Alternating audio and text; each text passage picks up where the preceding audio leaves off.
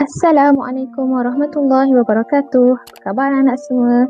Saya doakan semoga semuanya dalam keadaan baik-baik dan sihat-sihat saja di rumah insya-Allah. Baiklah anak-anak, insya-Allah pada hari ini kita akan sambung subjek tilawah Al-Quran dalam bahagian kefahaman Al-Quran di bawah tajuk surah Al-Humazah.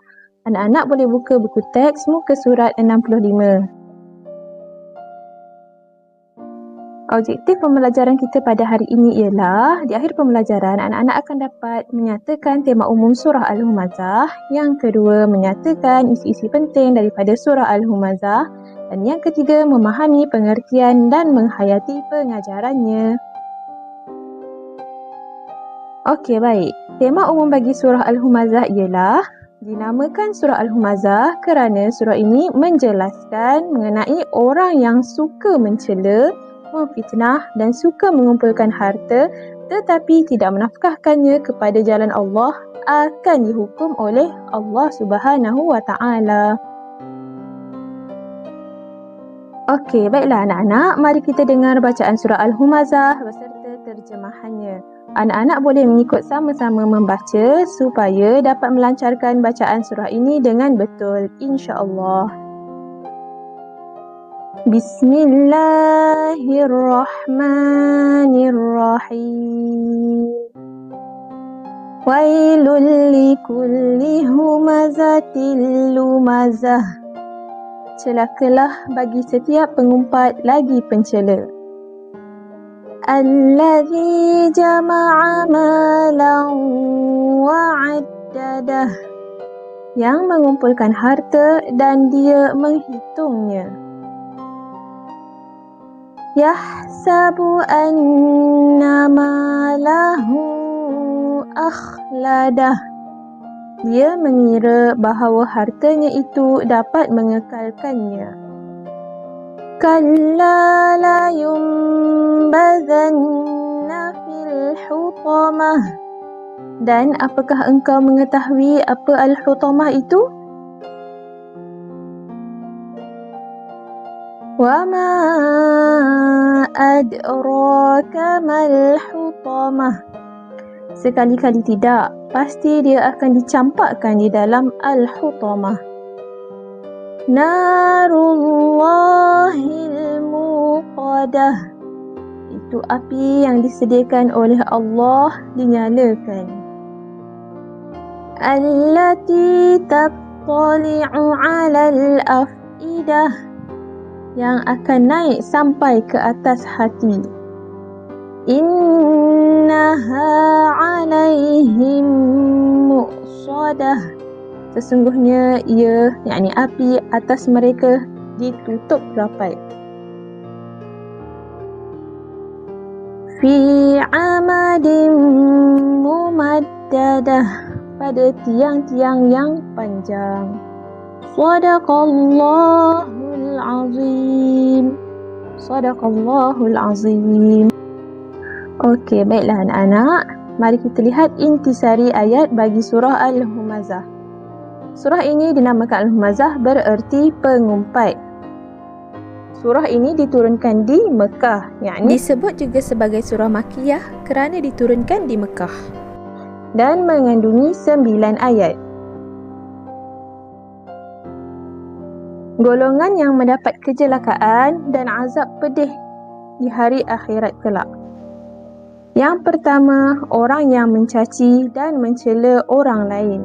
Yang kedua, orang yang tidak membelanjakan hartanya pada jalan Allah kerana menyangka hartanya itu akan mengekalkan mereka di dunia. Dikumpul harta, simpan banyak-banyak tapi dia tak pernah mengeluarkannya pada jalan Allah kerana dia rasa hartanya itu yang akan mengekalkan hidupnya di dunia ni. Dia akan hidup lama di dunia, jadi dia tak nak menginfakkan hartanya ke jalan Allah. Maka orang ini juga dijanji dengan azab yang pedih.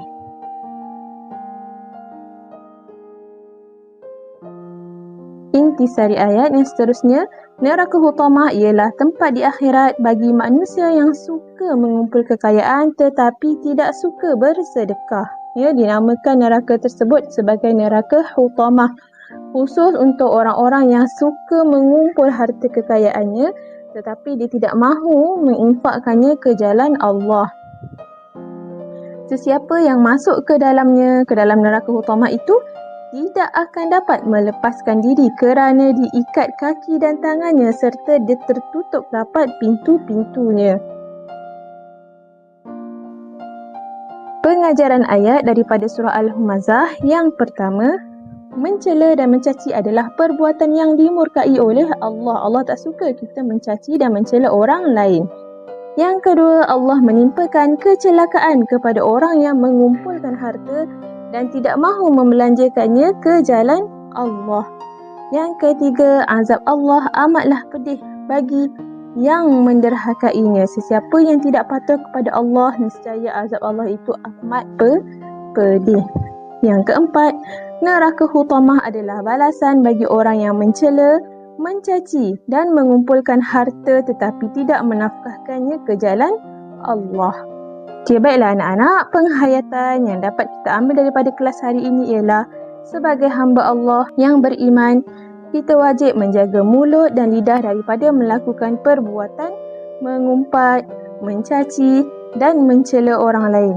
Sebagaimana Rasulullah SAW telah berpesan kepada kita, iaitu jika tiada perkara-perkara baik untuk kita sebutkan, maka kita hendaklah berdiam diri, iaitu menjaga lidah dan mulut daripada menyebut perkara-perkara yang boleh menyakiti orang lain. Yang kedua, kita hendaklah berusaha untuk sentiasa bersedekah kerana ganjaran pahala orang yang bersedekah sangat besar. Sama ada bersedekah kepada orang miskin atau orang yang memerlukan, atau kepada masjid, kepada surau untuk membangunkan agama Islam. Kita juga hendaklah menanam dalam hati kita dan berazam untuk menjadi orang kaya Islam yang pemurah, insya-Allah. Janganlah kita menjadi orang kaya yang kedekut, yang tidak mahu menginfakkan hartanya pada jalan Allah, kerana azab Allah bagi golongan tersebut amatlah pedih. Na'udzubillah min zalik. Baiklah anak-anak, sampai di sini dahulu untuk hari ini. InsyaAllah, semoga kita bertemu lagi pada masa yang akan datang. Stay safe, stay at home. Assalamualaikum warahmatullahi wabarakatuh.